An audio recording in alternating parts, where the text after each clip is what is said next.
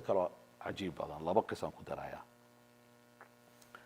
nin ayaa xaaskiisa ilaystay ka waran ninna isagaa is ilaystay qisooyin badan ahaya laakiin labadaas ugu soo gabagabeynaya adiga ma is ilaysan kartaa kaasaa soo hormarnaya adiga ma is ilaysan kartaa haa laba saa isku ilaysan kartaa inaad isla yaabto waxyaalaha aad qabanaysid oo aad iscajib geliso oo aadan dhihin maa sha allah walaa quwata ilaa billah kasoo qaad waxbaa isku xirxirtay businessyaa samaysay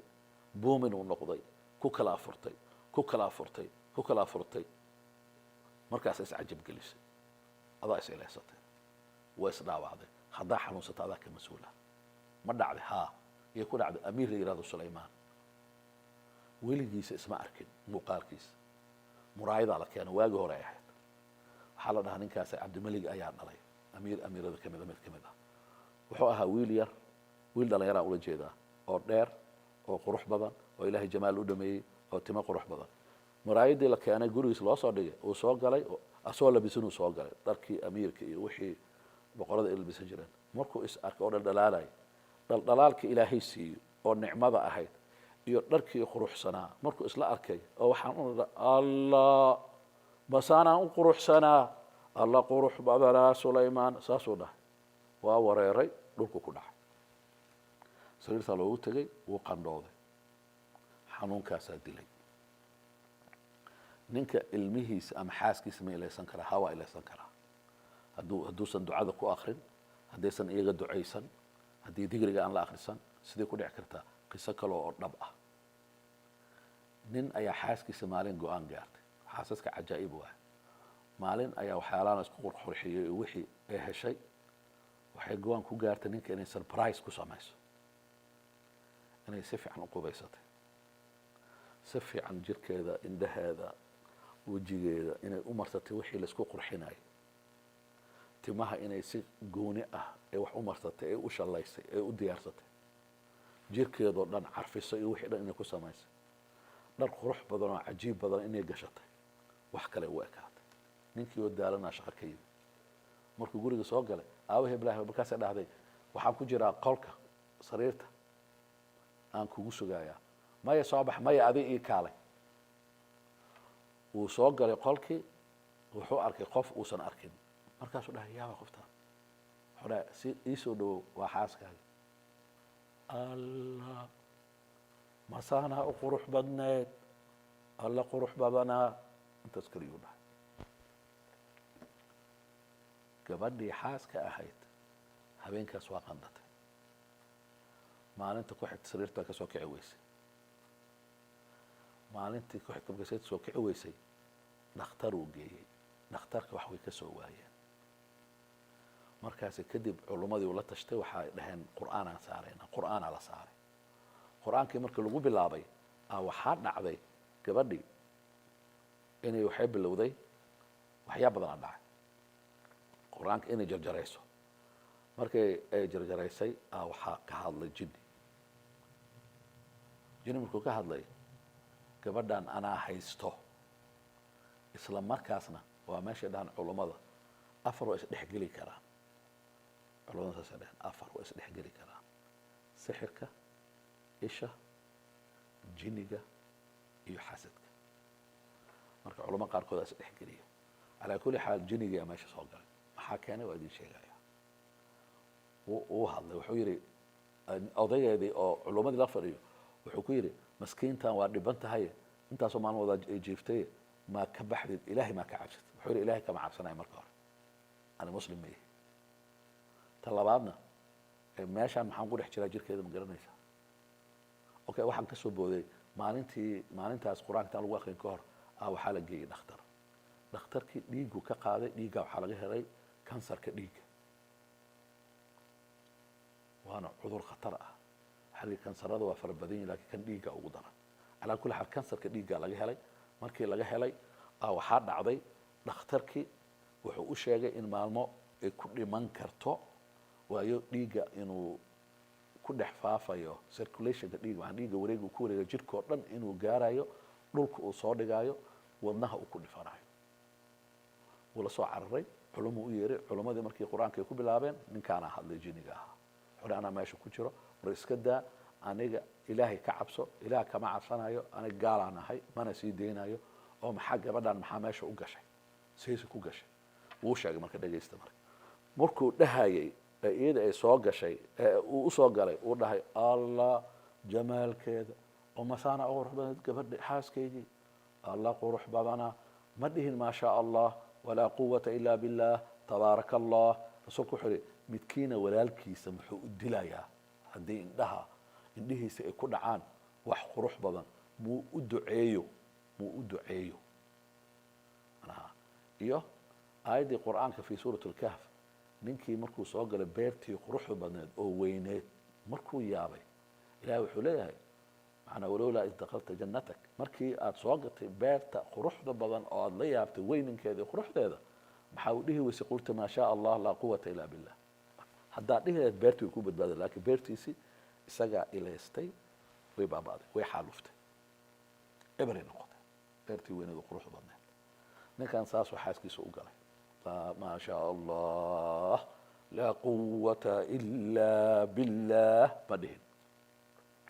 wuxuu dhaha markay hadalladaas ku hadashay oo wax kala daco iyo waxaas aadan daba dhigin aan nimid anaga markaan nimidna jirkeeda garabkeedaa furmay uu dhahay garabkeeda ayaa noo furmay anaa galay markaa galana dhiiggan ka dhex fariistuu dhahay waxa kansarka la sheegayo ama dhiiggaa ay ka xanuunsan tahay meesha anaa ku dhex jiru yiri maalmo kadib way dhimatay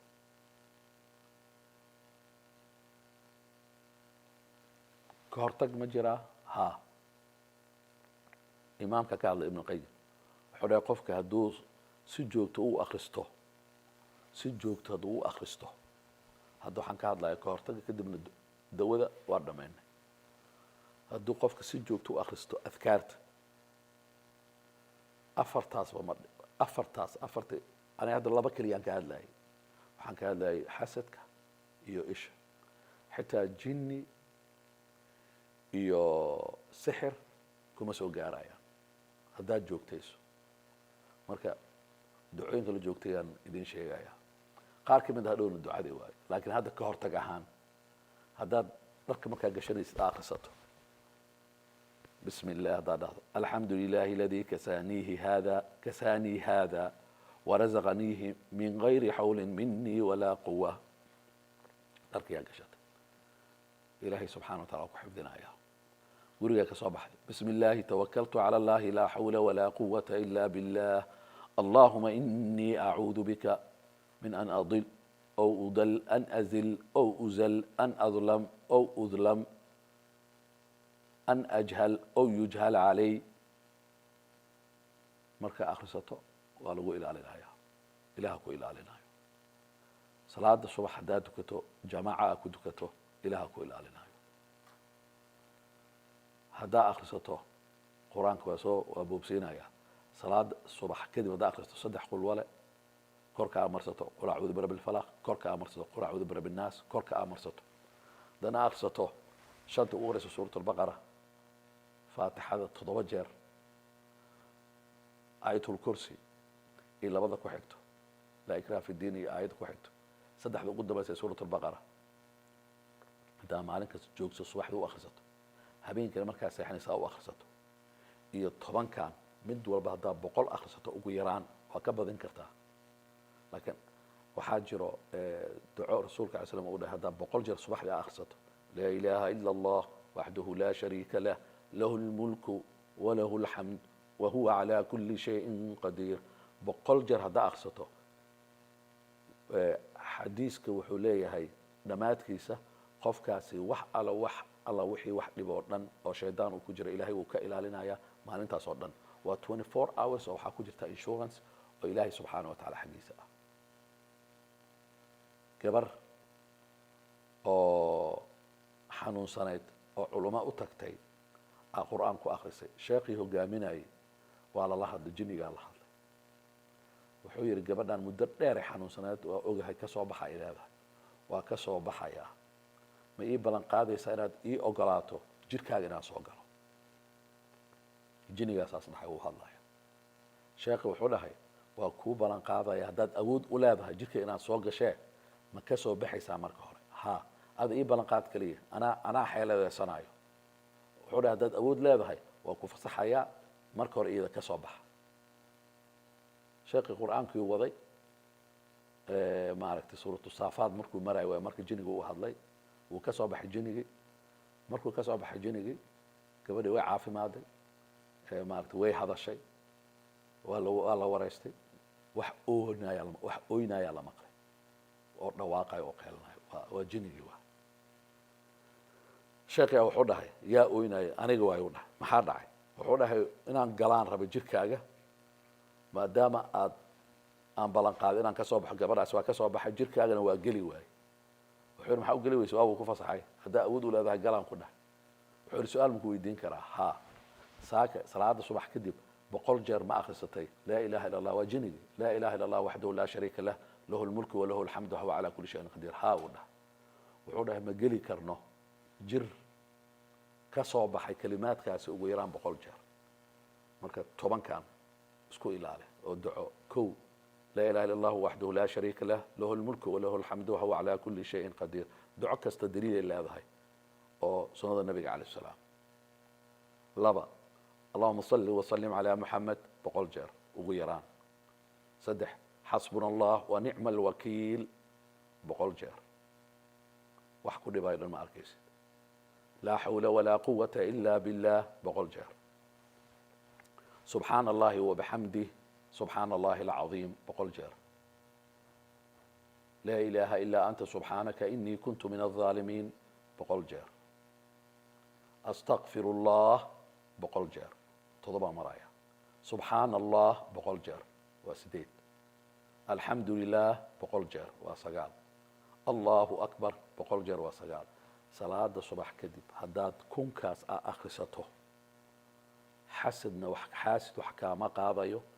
il wax kaama qaadayso waa ka hortag inaad wax ka hortagtaa ka khayr badan inaad wax dawayso walaa shayطaan jinni iyo ins walaa sixir cid wax kaa qaadaysa ma laha dawadii marka kusoo gabagabay haddii qofka uu ku dhaco ka waran gabadhii il ay qabtaa wiilkii xasad iyo il ayaa ku dhacay maxaa dawow ah waxaa dawow ah qofkaasi kow qiyaamuleyl inuu bilaabo salaatu qiyaamuleyl haddaa usoo kacdo ilaahay aad tuugto waa kow waa dawow waay